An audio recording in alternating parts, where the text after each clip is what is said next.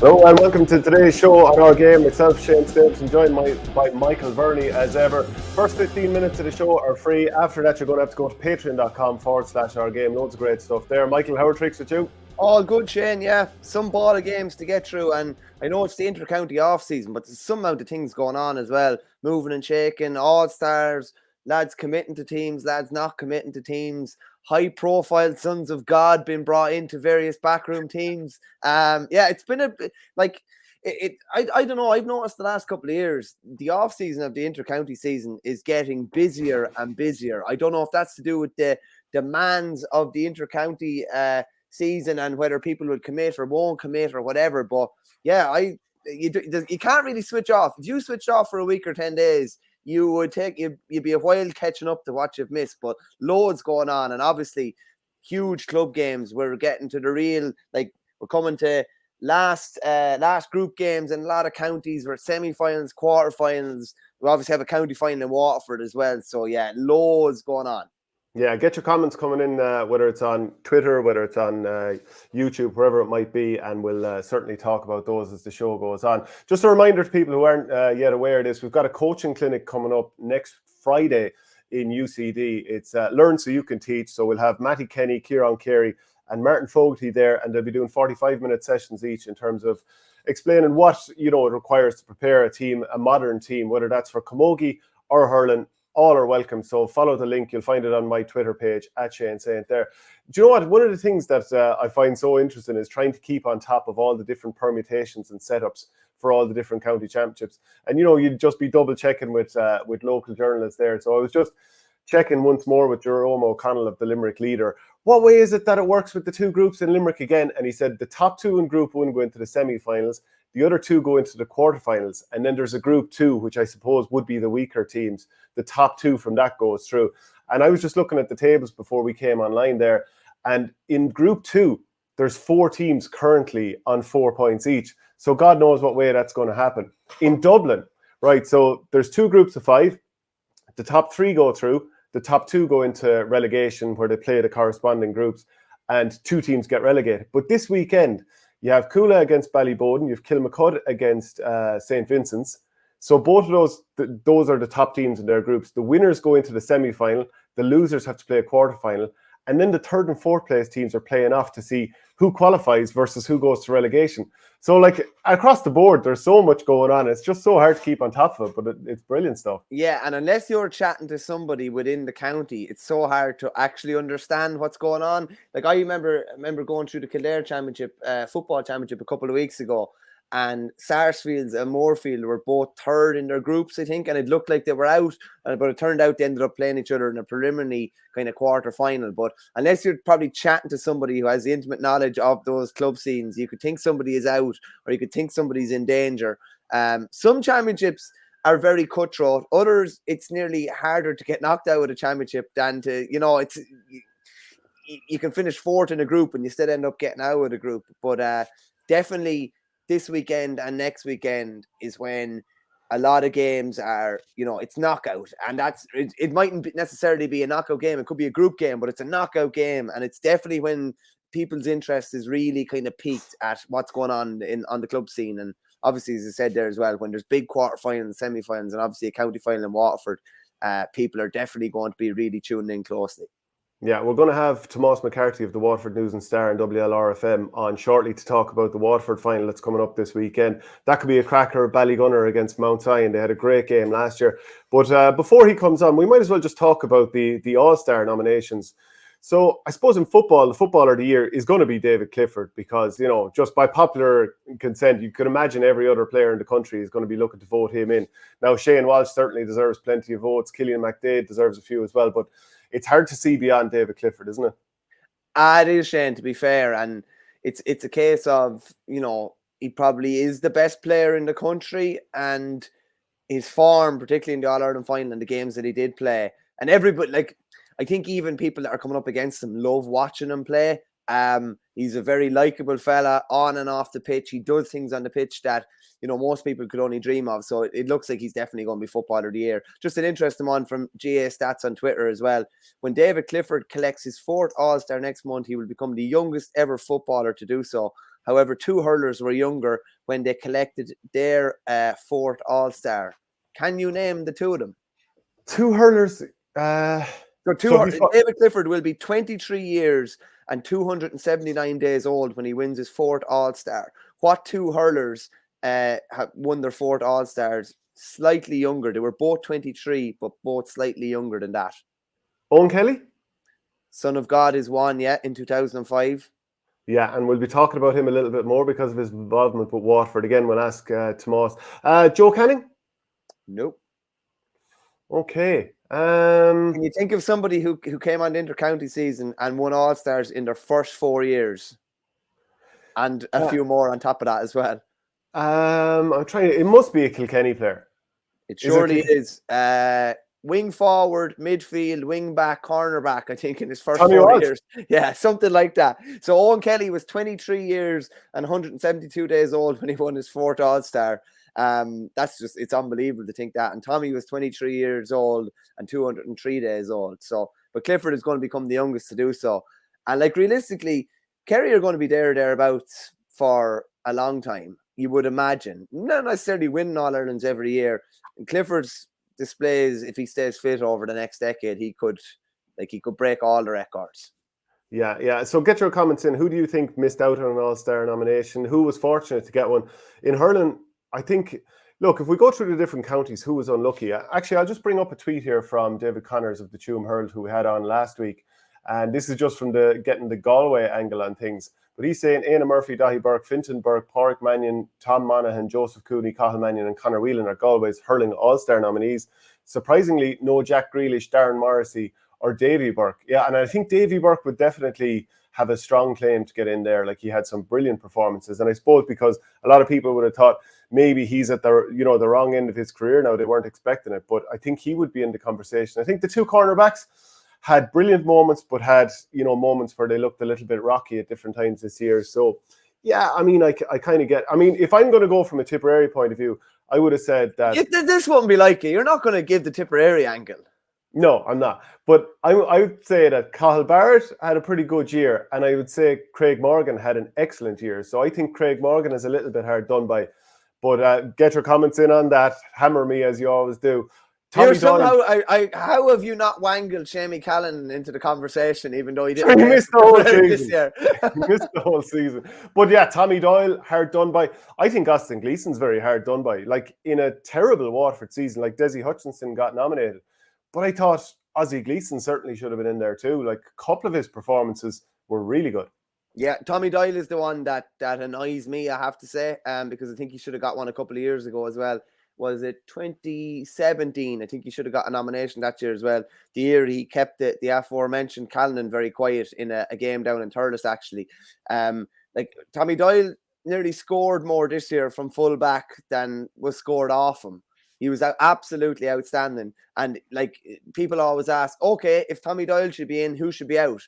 I've great time for Kieran Joyce. And the fact that he got nominated for Young Hurler of the Year, I would have had Tommy Doyle in the All-Star Defenders, the 18 nominations, over him. So anybody that says I'll call someone that should be in there and won't call who shouldn't be in there, that's who I think he should have been in instead of. And I think was probably Killian Doyle definitely deserves to be in there, but the eyes are always drawn more to an attacker maybe than a defender. So I think he's very, very hard done by, I have to say.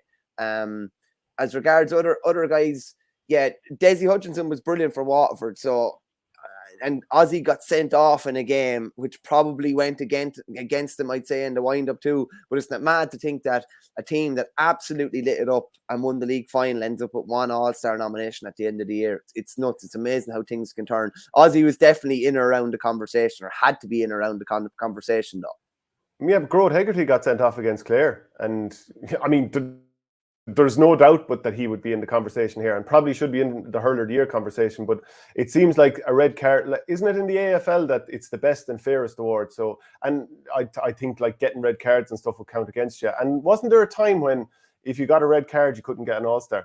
Yeah, Pat Flory was left off, I think, one time because I think he actually got sent off in a game. He could have got sent off in a league game, when the league was played in the autumn, before the All-Stars was picked, and I think that might have affected him getting an All-Star. I'll have to check that one up. I think that's fairly on the ball though. From the football side of things, I know David Connors was a bit put out that Dylan McHugh and Kieran Malloy didn't get nominated, and both, you'd have to say, would definitely have been strongly in the conversation.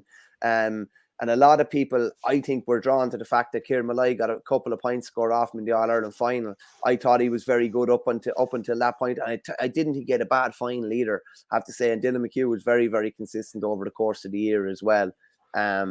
So, listen, there's always going to be a few different guys disappointed over being left out, but definitely Tommy Doyle in the hurling conversation for me.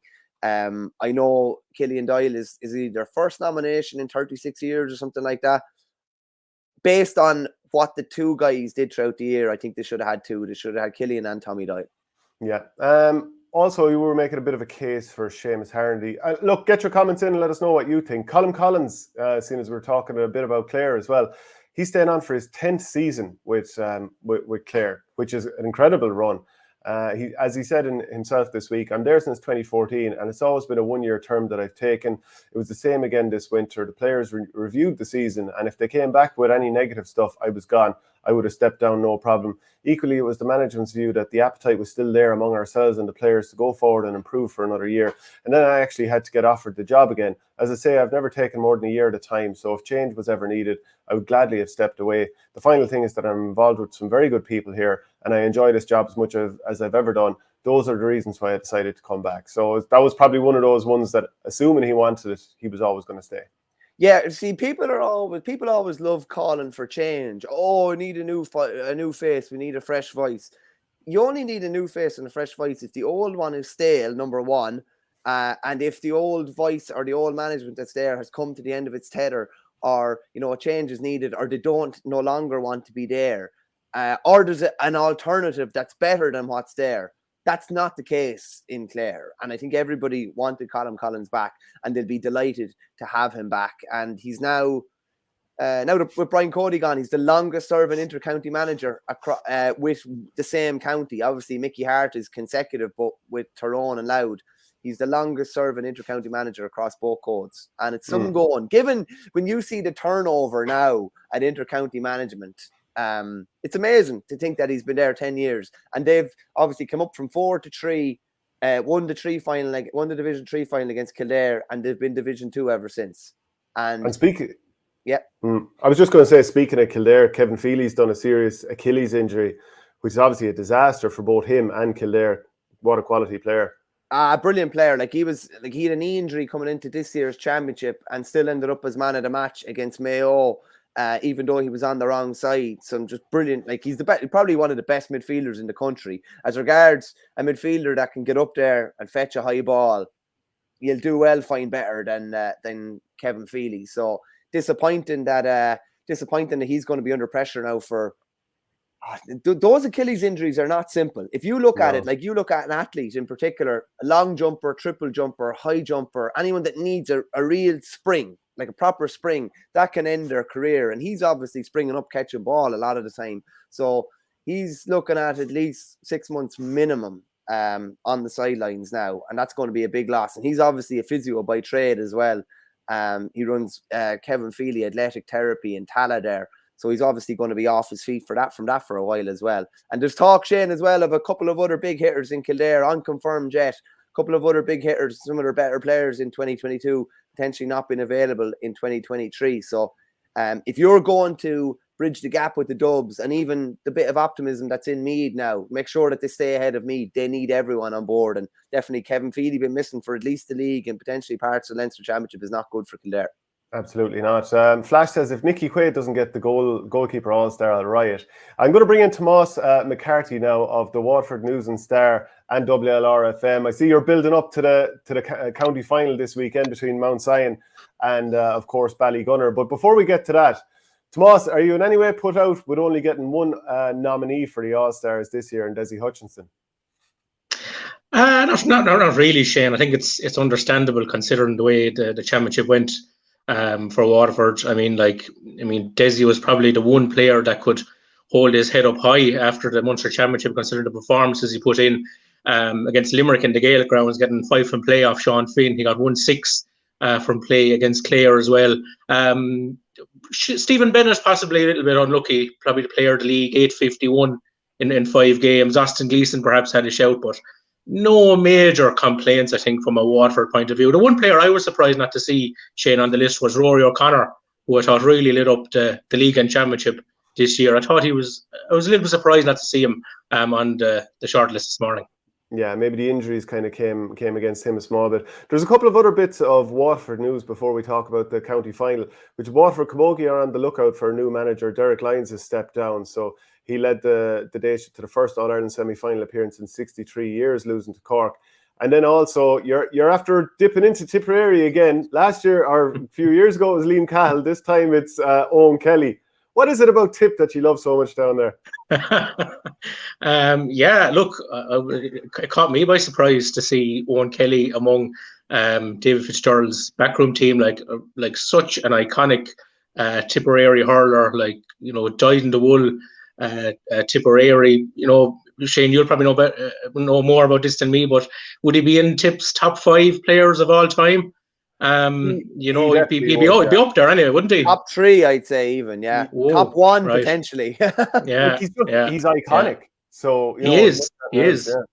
And now with the round robin, Waterford are guaranteed to play Tipperary every single year, so he knows he's going to come against Tipperary. And next year, Waterford are going to Semple Stadium, so you'll have Owen Kelly walking out in Waterford gear in Semple Stadium against Tipperary. So it's a brave move from Owen, but I think he'll have the respect of the Waterford dressing room instantly, just with what he's achieved as a player. And he knows what an All-Ireland winning setup looks like as well. So that's definitely a big boost to Waterford. And great to see Peter Queally involved as well. He'll bring such knowledge of the Waterford club scene. Like, he's been involved with Rowan Moore for 3 years, got absolutely every single drop out of that team, brought Abbeyside to a county final, led Passage to that famous county final in 2013 as well, knows the scene inside out. Obviously was involved with Davy back in 2008 as well. So yeah, 2 really strong appointments, I think, this week from a Waterford point of view. Yeah, if you want to see more of the show, go to patreon.com/OurGame. So that's the. For more exclusive content, go to patreon.com/OurGame.